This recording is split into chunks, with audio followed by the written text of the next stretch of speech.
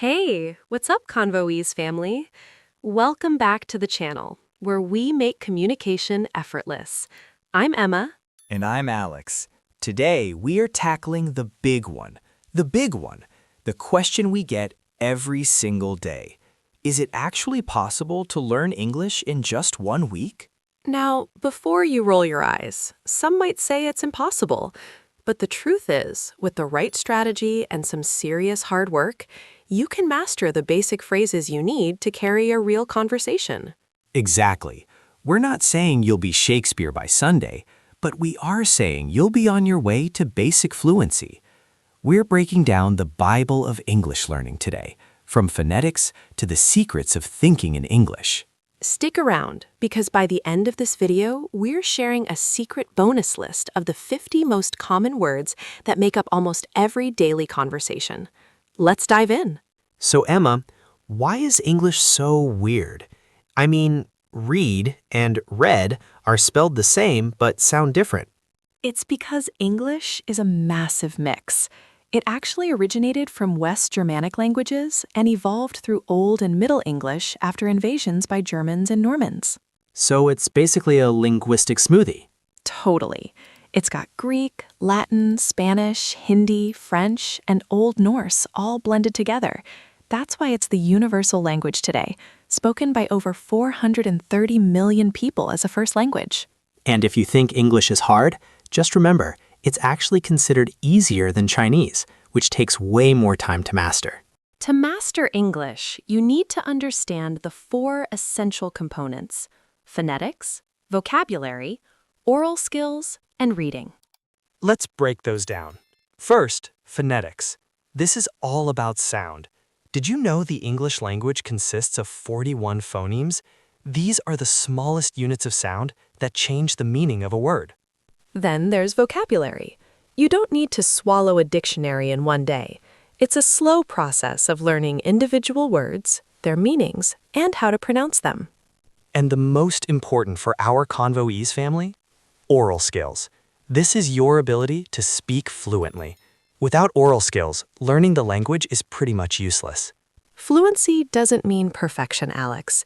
It means speaking without hiccups. That's an idiom, by the way. It means speaking without stuttering or being unsure of your words. Okay, this might shock some of you, but our sources say, stop concentrating so much on grammar while you speak. It's true. If you use by-the-book grammar for every sentence, you'll actually sound extremely weird to a native speaker. Real English is full of slang and loopholes. Native speakers often have a total lack of regard for grammatical rules when they're just chatting. Instead of obsessing over rules, concentrate on conversing. Use small talk to build your confidence. Ask the person in line at the grocery store, "What time is it?" or ask for directions. And if you don't understand them, don't panic. Just say, "Pardon?" or "I'm sorry, could you repeat that?" People are usually happy to help if they know you're learning. Most people think listening is just listening. But there are actually 3 levels to it if you want to leverage your habits for success. Level 1 is passive listening. This is when you just absorb the language without reacting. It's the most comfortable way to take in massive input. When you're doing passive listening, focus on the rhythmic patterns and the pauses between sentences. Don't get intimidated by the volume of words. Just let it wash over you. Level 2 is extensive listening. This involves long narratives like audiobooks or debates. This builds your stamina for the language. Yes. Pro tip, pick a topic you actually like. If you love movies, watch them without subtitles to train your brain to keep up. And level 3, the gold standard, is responsive listening. Yes, Emma. This is the two-way street. You have to be active as both a listener and a speaker. The key here is to stay calm. Don't get anxious about how you'll respond while the other person is still talking. Take your time to apprehend the meaning before you jump in. Now, let's play a game, Alex. I'm going to give you 2 words that sound the same, and you tell me the difference. These are homophones. Okay, I'm ready. Affect versus effect. Easy. Affect is a verb, like the injury won't affect her performance. Effect is a noun, meaning the outcome, like the song had a calming effect. Nice. How about illicit versus illicit? Illicit means to draw something out, like evoking a reaction. Illicit means something forbidden by law. You're on fire. Last one. Stationary versus... Oh, wait. Let's try complement versus complement. Complement with an E is something that completes something else, like a perfect wine pairing. Compliment with an I is a polite expression of praise. Boom.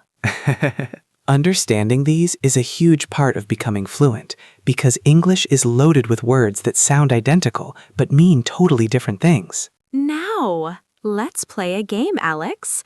I'm going to give you 2 words that sound the same, and you tell me the difference. These are homophones. Okay, I'm ready. Affect versus effect. Easy. Affect is a verb, like the injury won't affect her performance. Effect is a noun, meaning the outcome, like the song had a calming effect. Nice. How about illicit versus illicit? Illicit means to draw something out, like evoking a reaction. Illicit means something forbidden by law. You're on fire. Last one. Stationary versus... Oh, wait. Let's try complement versus complement. Complement with an E is something that completes something else, like a perfect wine pairing. Compliment with an I is a polite expression of praise. Boom. Understanding these is a huge part of becoming fluent, because English is loaded with words that sound identical, but mean totally different things. Emma, people always ask how to remember all these words. What's the secret? First, focus on the fundamental level. There are about 2,000 to 2,500 words that act as the foundation blocks of English. Words like how, why, and where. Once you have those, you can move to the extensive level with synonyms and antonyms. But here's the real trick: associations. When you learn a new word, associate it with a color, a feeling, or a person. For example, quintessential means the perfect example of something. You could associate it with your favorite actor. I also love the idea of learning the roots. Most English words have Latin or Greek roots. If you know the root, you can often guess the meaning of new words you've never seen before. And don't forget to play. Games like Scrabble, Pictionary, or crosswords are brilliant exercises because the competitive twist makes you learn faster. Here is a mistake we see all the time: translating in your head. Guys, stop doing this. If you translate from your mother tongue to English, you will ruin the actual meaning of the phrase. It also messes up your grammar. Instead, you need to start thinking in English. Whether you're talking to yourself or just planning your day, do it in English. It makes you more comfortable with the language and builds that mental muscle. We don't want to just give you theory. We want action. Here are 3 steps you can take tonight to improve instantly. Step 1. Record yourself. Before bed, record an audio journal of your day in English.